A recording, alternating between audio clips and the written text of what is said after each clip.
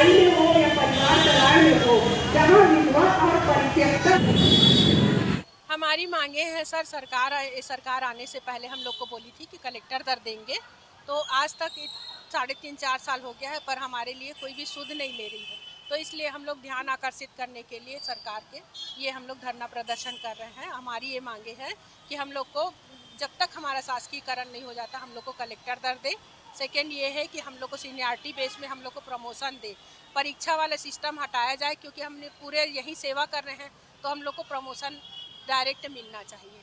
तीसरा ये है सर कि हम लोग को जो है पेंशन की व्यवस्था होनी चाहिए, हम लोग को बुढ़ापे का सहारा मिलना चाहिए, क्योंकि हमारी बहनें हम लोग को कुछ भी नहीं मिलता है रिटायरमेंट के बाद।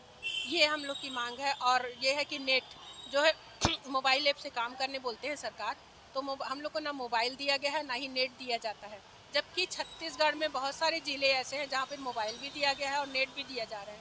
तो फिर दोहरा नीति अपनाने से क्या मतलब।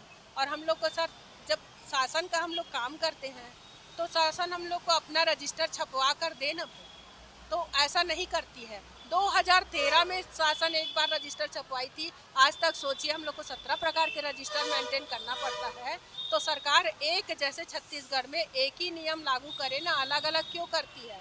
और हम लोग का जो प्रधानमंत्री मातृ योजना अंतर्गत हमारी जो बहनें हैं उन लोग को कार्यकर्ताओं को 200 रुपया एक फार्म भरने पे और सहायिकाओं को 100 रुपये।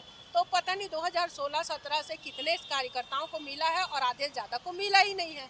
तो वो पैसे कहाँ जाता है, ये बात सरकार तक पहुँचाना बहुत ज़रूरी है। और 50 दिन के हड़ताल अवधि में हम लोग को जो पैसे सरकार देंगे बोले थे, राजनांदगांव जिला में किसी भी कार्यकर्ता को नहीं मिला है।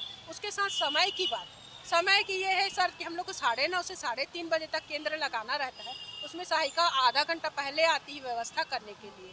उसके बाद राजनांदगांव जिले में मुख्यमंत्री सुपोषण अभियान के अंतर्गत सिर्फ राजनांदगांव जिले में कुपोषित बच्चे को शाम को 4 से 6 बजे के बीच में हम लोग को खाना देना है, घर पहुंचाकर गर्म भोजन।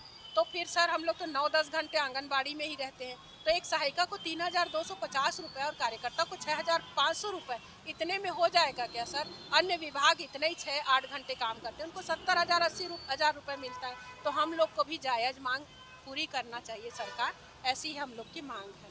मैं श्रीमती पिंकी ठाकुर, आंगनबाड़ी कार्यकर्ता सहायिका संयुक्त मंच से।